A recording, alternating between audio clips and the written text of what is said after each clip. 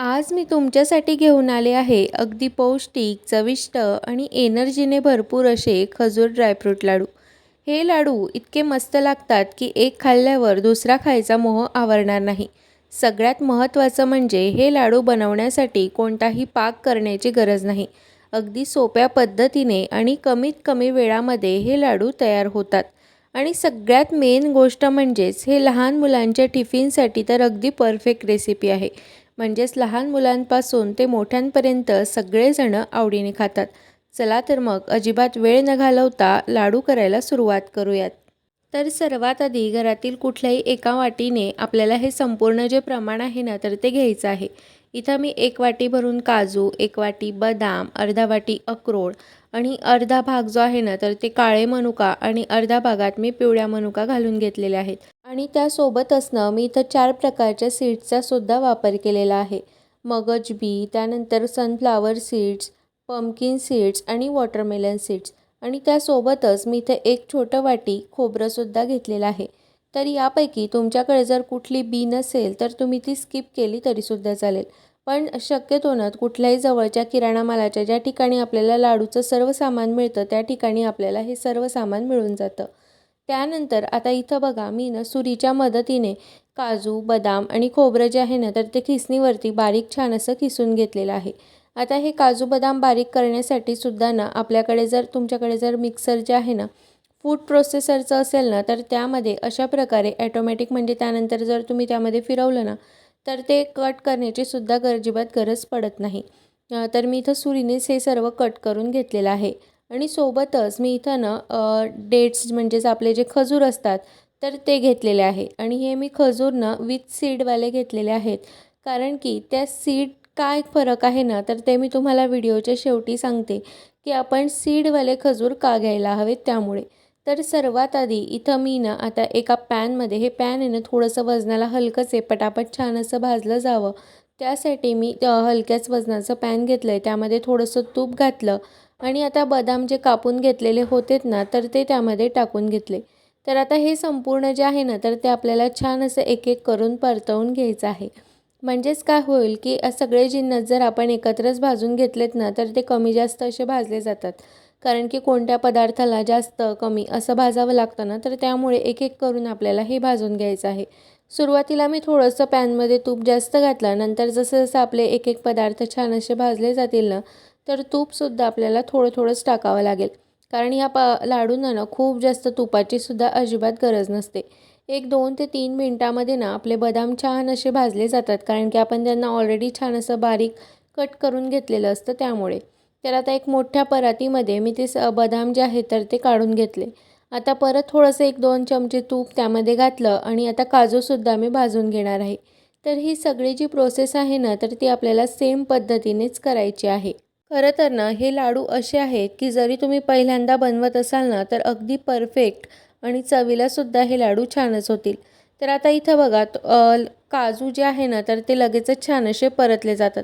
आणि परतताना तर तुम्हाला वाटलंच की थोडंसं तूप जरा कमीच वाटतंय तर तुम्ही त्यामध्ये थोडंसं मध्येच तूप घातलंत ना तरीसुद्धा चालेल. तर आता इथं बघा एक 3 ते 4 मिनटं काजू परतण्यासाठी सुद्धा लागतात. कारण हे सगळे जर पदार्थ म्हटलेत ना तर 30 ते 35 मिनटामध्ये आपलं हे संपूर्ण जे भाजायचं वगैरे काम असतं ना तर ते होऊन जातं. तर आता इथे काजूसुद्धा आपले छान असे भाजून झालेले आहेत. तर आता ते सुद्धा एका त्याच परातीमध्ये मी काढून घेते. फक्त एवढं लक्षात ठेवा की जेव्हा केव्हा तुम्ही हे लाडूचं म्हणजे एक एक पदार्थ भाजता तर ते थोडंसं मोठ्या भांड्यामध्ये काढा. म्हणजेच जेव्हा आपण एक एक पदार्थ त्यामध्ये घालू तर ते थंडसुद्धा होईल.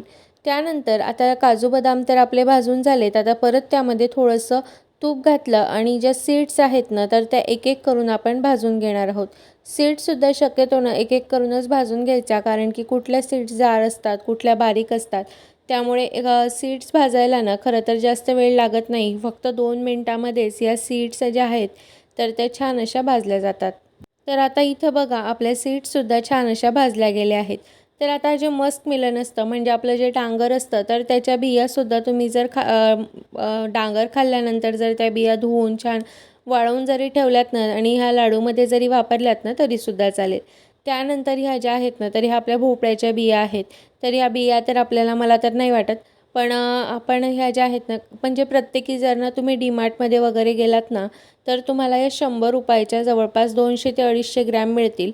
म्हणजे बाहेर दुकानामध्ये वगैरे गेलात तर थोडं महाग मिळू शकतं, पण ₹100च्या 200 किंवा 250 ग्रॅम डीमार्टमध्ये आपल्याला भेटून जातात.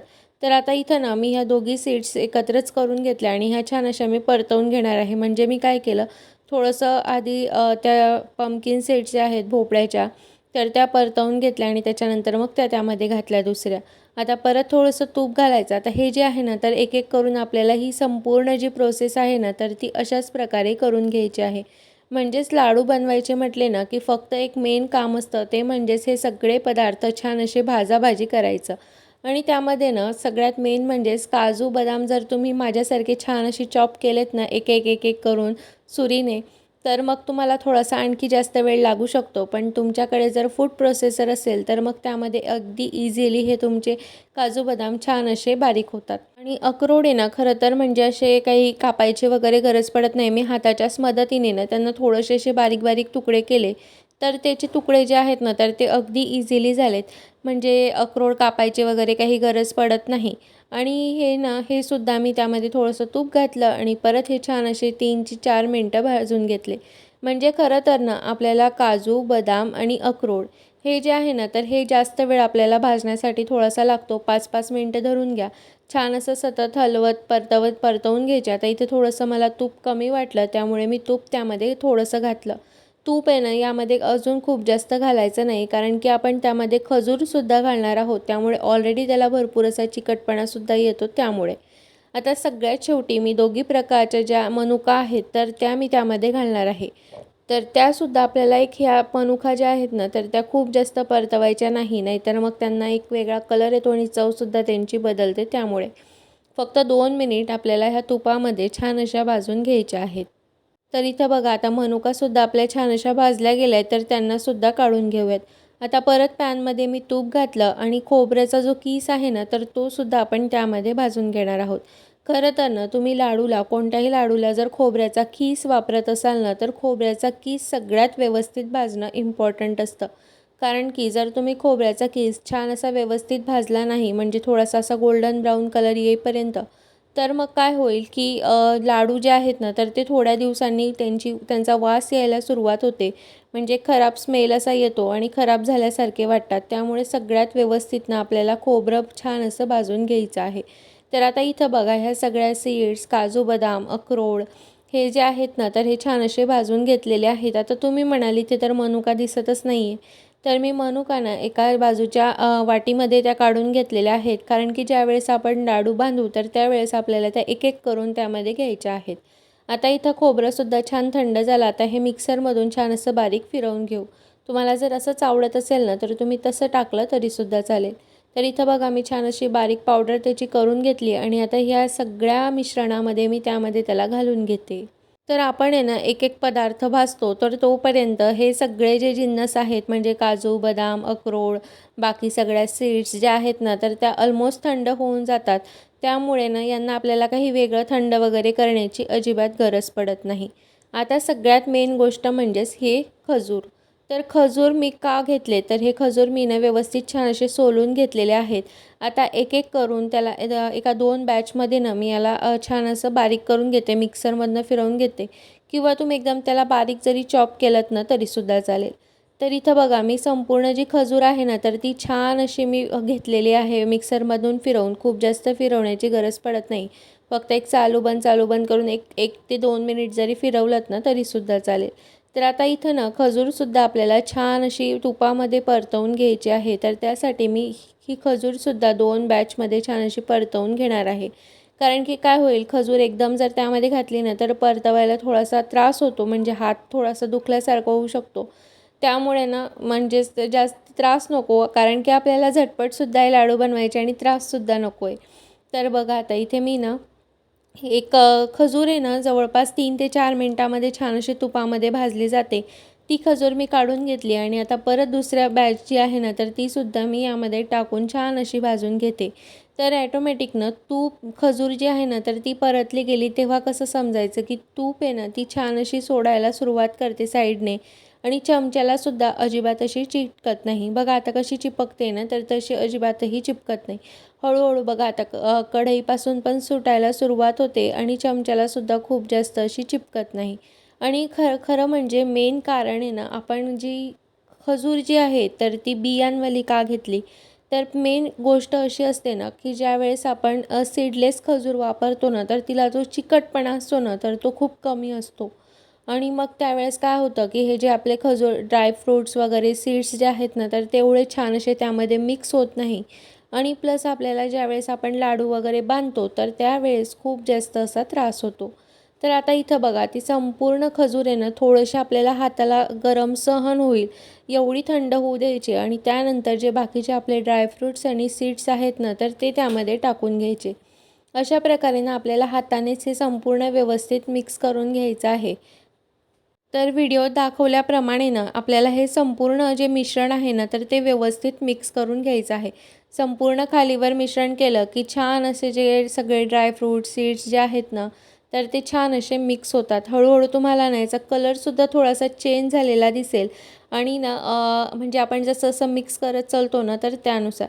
आता ना इथं वरच्या जे आहे ना, तर ते सगळे सीड्स, ड्रायफ्रुट्स वगैरे मिक्स झालेत, पण खाली ना थोडंसं खजूर आहे. तर जसं मी व्यवस्थित आपण ज्या प्रकारे पीठ वगैरे मळतो ना, अगदी तशाच प्रकारे आपल्याला ना याचा छान असा गोळा तयार करून घ्यायचा आहे. म्हणजेच काय होईल, की सगळीकडे छान असे एकसारखे सगळं तयार होईल. तर आता इथं बघा आणि हे सगळं आता व्यवस्थित मिक्स झालं आहे आणि इथे या वाटीमध्ये मी ना ज्या मनुका आहेत ना, तर त्या घेतलेल्या आहेत. चला आता तुम्हाला एक छान असा लाडू जो आहे ना, तर तो सगळ्यात आधी वळून दाखवते. बघा इथं याला ना किती छान असा आलेला आहे ना, म्हणजे असा चिकटपणा. तर आता ह्या वाटीनुसार ना मी तुम्हाला या खजूरचं प्रमाणसुद्धा सांगते. तर इथं मी ना जवळपास 1 किलोला थोडीशी म्हणजेच 250 ग्रॅम कमी म्हणजे पाऊण किलो मी ना इथे खजूर वापरलेली आहे. तर तुम्हाला ना जरा गोडवा कमी हवा असेल तर पाऊण किलोपेक्षा थोडंसं कमी जरी तुम्ही घेतलीत ना तरीसुद्धा चालेल. तर आता इथं बघा मी लाडू वळून दाखवला. किती इझिली आपला लाडू जो आहे ना तर तो छान असा वळला जातो आणि त्यासोबतच मी थोडेसे एक मनुकासुद्धा लाडू वळताना घेतलेले आहे. म्हणजेच काय होईल की सगळ्या लाडूंमध्ये आपली एक एक छान अशी मनुका तयारसुद्धा होईल. तर आता इथे बघा परतसुद्धा मी तुम्हाला छान असा एक लाडू वळून दाखवते. इथे अशा प्रकारे ना अगदी 10 ते 15 मिनिटामध्ये ना हे लाडू सर्व वळून होतात. अजिबातही वेळ लागत नाही. तर अशा प्रकारे मस्त असे खजूर ड्रायफ्रूटचे लाडू आपण घरच्या घरी अगदी पौष्टिक असे हे लाडू बनवू शकतो आणि खायला तर एकदम मस्तच लागतात. बघा दिसायला किती सुंदर दिसत आहेत ना, तर त्या वाटीच्या प्रमाणामध्ये ना माझे एवढे सारे लाडू तयार झालेले आहेत. तर तुम्हीसुद्धा माझ्या या पद्धतीने एकदा हे लाडू नक्की करून पहा आणि तुम्हाला कसे वाटले ते मला कमेंटमध्ये नक्की सांगा. तर आता खरं तर पावसाळा चालू आहे किंवा हिवाळ्यामध्ये प्रत्येक सीझनमध्ये तुम्ही जरी हे कोणत्याही सीझनमध्ये खाल्लेत ना, तरी अगदी पौष्टिकच आहे. म्हणजे नुसते ड्रायफ्रूट्स वगैरे खाण्यापेक्षा आणि या सीड्सना खरं तर ड्रायफ्रूटपेक्षाही खूप जास्त इम्पॉर्टंट असतात आणि अशा सीड्स तर आपल्याकडनं खाल्ल्या जात नाही. चला तर मग बाय.